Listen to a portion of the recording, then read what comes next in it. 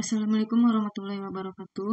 Perkenalkan, nama saya Bisma Finrianda dengan NIM 2248201077. Di sini saya akan mempresentasikan tugas nutraceutikal.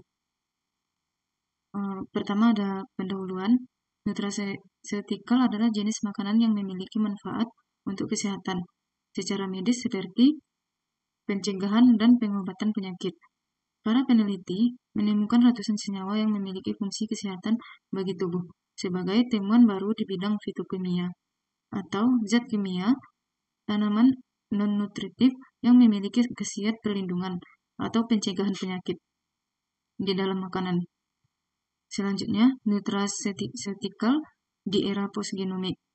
Ada 3 faktor yang dapat mempengaruhi kerja nutraceutikal dalam tubuh.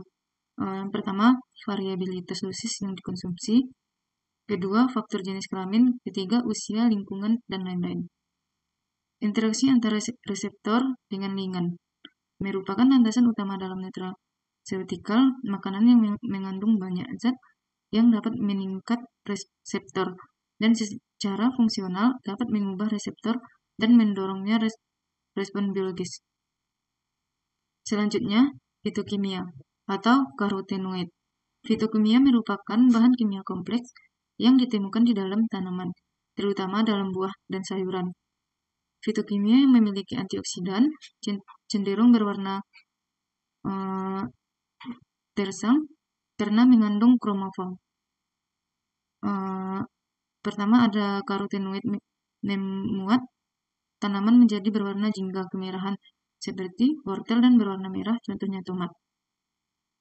Selanjutnya, sekitar separuh dari 50 karotenoid di dalam makanan diserap ke dalam aliran darah. Karotenoid dapat melindungi paru-paru dan hati dari kanker. Pemanasan dan pemotongan sayuran dapat melepaskan karotenoid. Selanjutnya, karotenoid tidak larut air dan mudah terserap ke dalam minyak.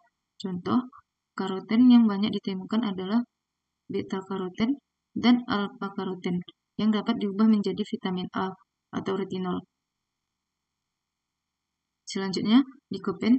Likopen adalah fitokimia yang hanya dapat disintesis oleh tanaman dan mikroorganisme dan tidak dapat disintesis oleh manusia. Likopen dikenal sebagai antioksidan karena perannya menonaktifkan radikal bebas. Likopen memiliki kemampuan meningkat oksigen bebas 2 kali lebih lipat. Banyak dari beta-karoten, 10 kali lebih banyak dari kemampuan tokoferol. Contoh tanaman yang mengandung likopen adalah tomat, semangka, pepaya, jeruk bali merah, dan paprika merah. Selanjutnya yaitu lutein, zeaxanthin, dan astaxanthin. Yang pertama, lutein adalah xanthofil dan salah satu dari karotenoid di dalam sayuran yang berwarna hijau sebagai antioksidan.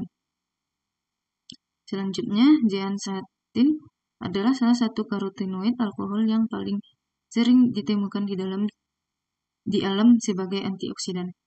Selanjutnya, astaxanthin bermanfaat untuk mengatasi penyakit degeneratif pada lansia seperti nyeri otot, RA, kulit keriput, dan kerusakan kulit akibat sinar UV.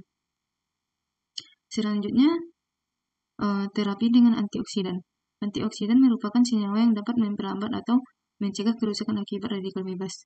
Jenis-jenis produk bahan alam yang dapat digunakan sebagai nutraceutikal. Yang pertama, produk yang telah distandarisasi berdasarkan kandungan fitokimianya.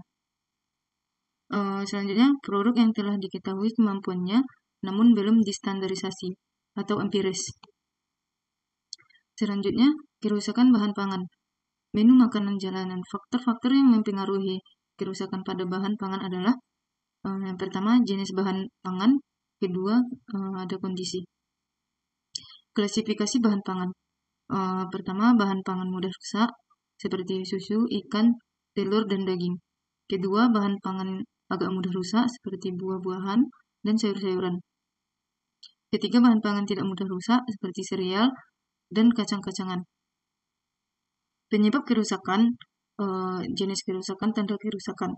Pertama, pertumbuhan mikroba. kerusakan mikrobiologis perubahan. Selanjutnya, aktivitas enzim, kerusakan mekanis, perubahan rasa. Selanjutnya, suhu dan udara, kerusakan fisik, perubahan aroma waktu penyimpanan, kerusakan biologis. Selanjutnya, cara mencegah kerusakan bahan pangan. Pertama, itu pengawetan suhu tinggi, yaitu pengawetan dengan menggunakan suhu tinggi untuk membunuh mikroorganisme.